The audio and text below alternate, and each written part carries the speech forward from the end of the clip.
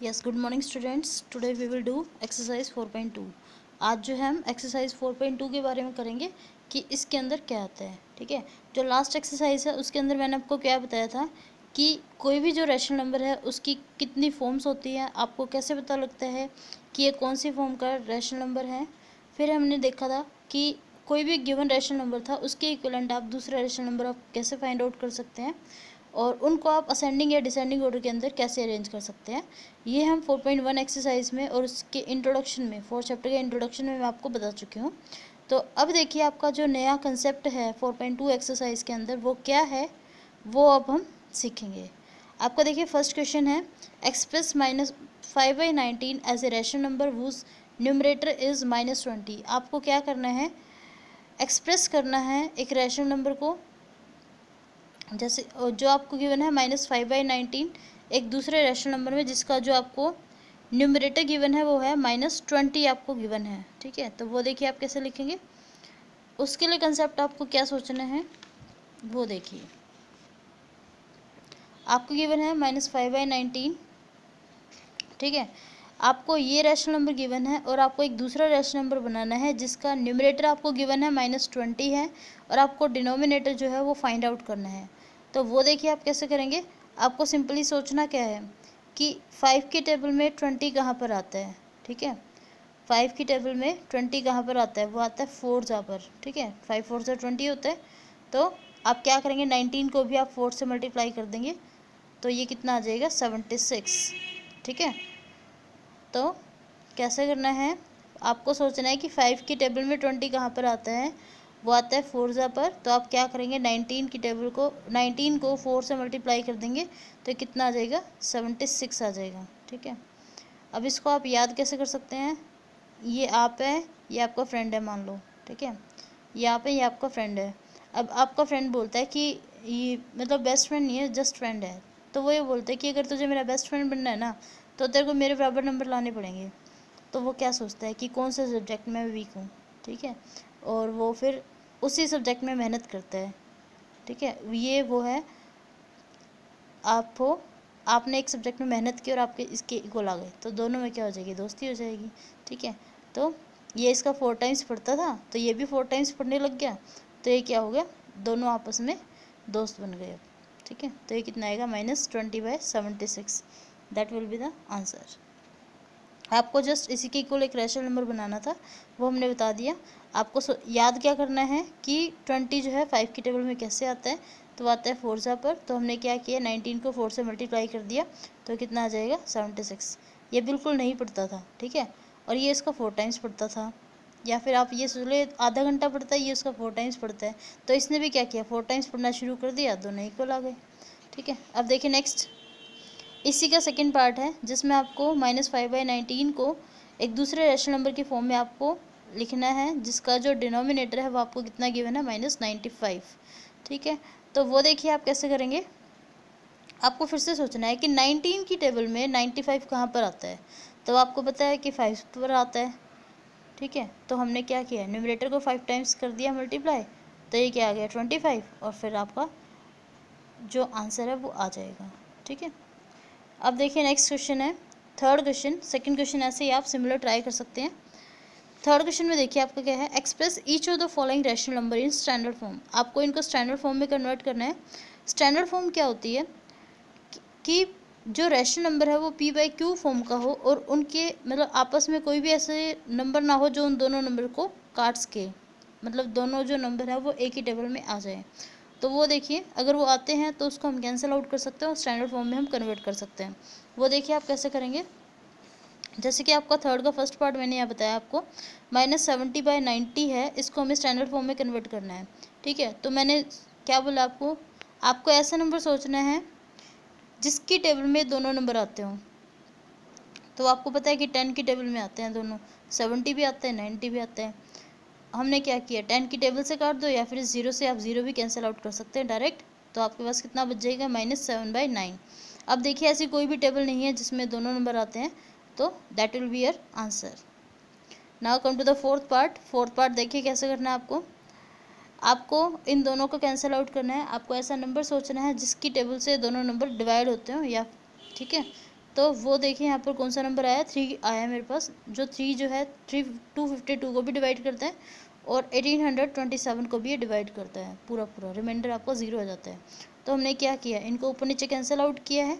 जब आप इसको कैंसिल आउट करेंगे तो देखिए क्या आएगा, 3 8 ज़ा 24, 1 देयर, फिर 3 4 ज़ा 12, ऐसे ही 3 6 ज़ा 18, फिर 2 नहीं जाएगा तो एक 0 लिखनी पड़ेगी, फिर 27 आता है, 3 9 ज़ा 27। उसके बाद अगेन आप इसको कैंसिल आउट करोगे 3 की टेबल से ही, 3 2 ज़ा 6, 2 रिमाइंडर, 3 8 ज़ा 24, ऐसे ही 3 2 ज़ा 6, 0 एज इट इज़, 3 3 ज़ा 9। तो आपके पास कितना आएगा, 28 बाई -203। अब सोचिए ऐसी कोई टेबल है जिसकी टेबल में दोनों नंबर आते हैं, अगर नहीं आते हैं तो ये आपका आंसर आ जाएगा, otherwise you have to cancel out it.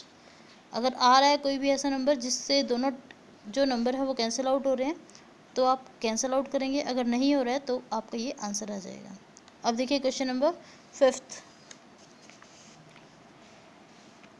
जो 4th क्वेश्चन है वो आपका सिमिलर क्वेश्चन है, जैसे आपको फर्स्ट बताया ऐसे ही आपको करना है। जैसे कि 8 जो है, 8 के टेबल में 40 कहाँ पर आता है, 5 पर आता है, तो आप इसको भी 5 से मल्टीप्लाई कर देंगे, आंसर आ जाएगा। तो ये जो पार्ट है आपका सिमिलर है, जैसे आपने फर्स्ट और सेकंड क्वेश्चन किया है, तो ट्राई करना आप। ऐसे ही देखिए 5th क्वेश्चन देखिए क्या है, check whether the following pairs of rational number are equal और नॉट। आपको ये चेक करना है कि क्या ये दोनों आपस में इक्वल हैं या नहीं है, ये आपको चेक करना है। तो वो आप देखिए कैसे करेंगे, इसका तरीका मैंने आपको पिछली एक्सरसाइज में ही बताया था, वही तरीका जो है इसमें यूज़ कर रही हूँ। सिंपल हम क्या करते हैं, क्रॉस मल्टीप्लाई करते हैं और उसके बाद हम चेक करते हैं कि क्या दोनों ये आपस में इक्वल हैं। तो -5/8 एंड -7/9, क्रॉस एंड का साइन हटा के क्रॉस का साइन लगा दो। उसके बाद आप क्या करेंगे, 5 × 9 कितना होता है 45 एंड 8 × 7 इज़ 56। यहाँ से आया -45 और यहाँ से आया -56। अब आपको पता है कि दोनों आपस में इक्वल नहीं है, तो आप कौन सा साइन लगाएंगे, नॉट इक्वल का साइन लगाएंगे।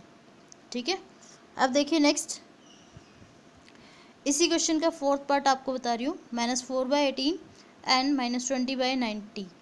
इसको भी आपको चेक करना है कि क्या ये दोनों आपस में इक्वल हैं या नहीं है। तो सिंपल तरीका क्या है आपका, आप क्रॉस मल्टीप्लाई करेंगे, -4 को 90 से और 18 को आप -20 से मल्टीप्लाई करेंगे, तो आपके पास देखिए क्या आएगा, -4 × 90, यहाँ बॉक्स लगा दो आप, यहाँ हमें पता नहीं कि कौन सा साइन आएगा अभी, -20 और इंटू में 18। अब आपको पता है कि -4 और 90 को हम मल्टीप्लाई करते हैं तो ये कितना आएगा, 360 आएगा, और ऐसे इसको आपको चेक करना है तो ये कितना आएगा, 360। ठीक है, अब इस क्वेश्चन को याद करने का तरीका देखो क्या है। फिर से आपके दो फ्रेंड्स हैं, आपको चेक करना है कि कौन से जो है ज़्यादा इंटेलिजेंट है। तो क्या होता है, आप बोलते हो अभी तो ठीक है, एग्ज़ाम आएंगे ना जब देखूंगा तुझे मैं। फिर ये दोनों के एग्ज़ाम हो गए, ये क्रॉस को आप क्या मान ले, डेंजर होता है ना एग्ज़ाम भी, तो यहाँ पर इस क्रॉस को आप एग्ज़ाम मान ले कि दोनों के एग्ज़ाम हुए। ठीक है, और फिर पता लगा कौन बराबर है या फिर कौन ज़्यादा बड़ा है या कौन छोटा है। ठीक है, ट्रिक मैंने आपको बता दी है कि ये आप हो और ये आपको फ्रेंड है मान लो, और आपको कंपैरिजन करना है कि कौन ज़्यादा इंटेलिजेंट है। तो क्या बोलते हैं, लड़ाई हो जाती है इसी बात पे दोनों की, ऐसे भी आप याद कर सकते हैं क्रॉस का साइन, या फिर आप ये मान लो कि एग्ज़ाम हो गए। ठीक है, एग्ज़ाम हुए तो आप देखते हैं कि हाँ कौन ज़्यादा इंटेलिजेंट है, यहाँ पर क्रॉस का साइन लगा दो और ये आपकी लड़ाई को शो करता है, ये मान लो कि लड़ाई होगी, पेपर में देखेंगे बेटा तुझे। ठीक है, तो अब जब हमने किया एग्ज़ाम करवाए इनके तो पता लगा कि दोनों इक्वल है, दोनों में से कोई भी नालायक नहीं है और कोई भी इंटेलिजेंट नहीं है, दोनों इक्वल हैं। ठीक है, ये आपकी ट्रिक ठीक रहेगी आई थिंक। बाकी आपको करने का तरीका मैं बता ही चुकी हूँ कि आप सिंपल क्रॉस मल्टीप्लाई करेंगे और वहाँ से आप कंपैरिजन कर सकते हैं। ये था आपका याद करने का तरीका। अब आते हैं नेक्स्ट क्वेश्चन, क्वेश्चन नंबर 7। अब देखिए क्वेश्चन नंबर 7 क्या करना है आपको, राइट 2 रैशनल नंबर बिटवीन। आपको ये जो नीचे नंबर दे रखे हैं, रैशनल नंबर दे रखे हैं, इनके बीच में आपको 2 रैशनल नंबर लिखने हैं।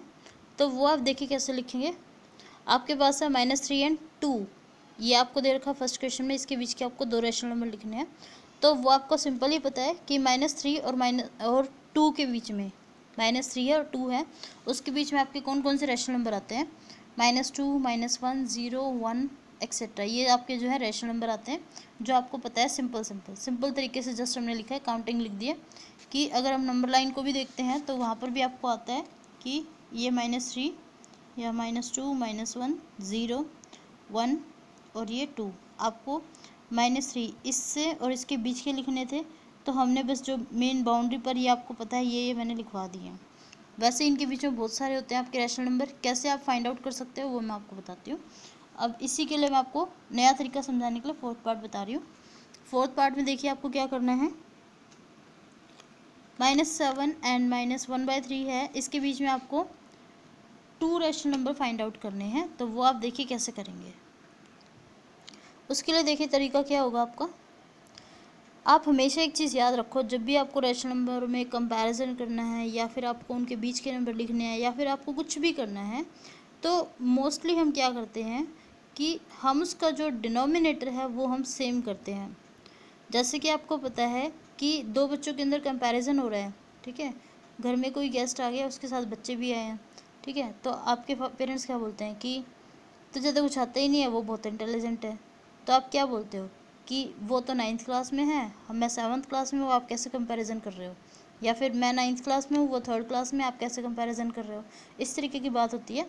तो हमेशा आपको पता है कि जो कंपैरिजन होता है सेम क्लास के बच्चों के अंदर होता है। तो ऐसे ही आप याद रखो कि रैशनल नंबर में आपको कोई भी चीज़ चेक करनी है, उनको बड़ा चेक करना है, छोटा चेक करना है, उनके बीच के नंबर निकालने हैं, तो हमेशा उसका जो डिनोमिनेटर है ना वो आपको सेम रखना है। अगर डिनोमिनेटर उसका अलग है तो आप उसके अंदर कुछ भी काम नहीं कर पाओगे, ऐसे आप कंफ्यूज हो जाओगे, ठीक है।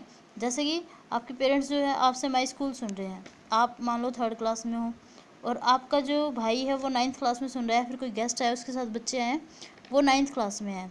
अब ऑब्वियस सी बात है जो बड़ी क्लास में होगा वो ज़्यादा अच्छे से सुना पाएगा, तो क्या बोलेंगे तुझे तो कुछ नहीं आता। तो आप बोलते हो ना सीधा सीधा कि भाई आप क्लास तो चेक करो कि वो कौन सी क्लास में और मैं कौन सी क्लास में हूँ।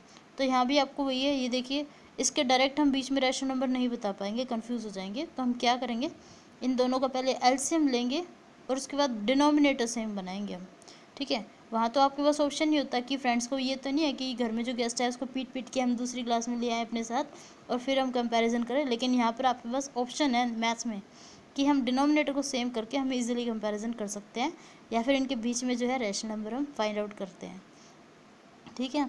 अब हंसी आ गई होगी ना कि मैम पीट पीट के नंबर को करेंगी, ठीक है ना, और उसके बीच बाद में कंपैरिजन करेंगे। बेटा ये सब आपको याद करने की ट्रिक्स बता रही हूँ, क्योंकि छोटे बच्चे हो आप भूल जाते हो बीच में, मुझे पता है, और बोरिंग सी क्लास में आपको कुछ समझ नहीं आता है ना।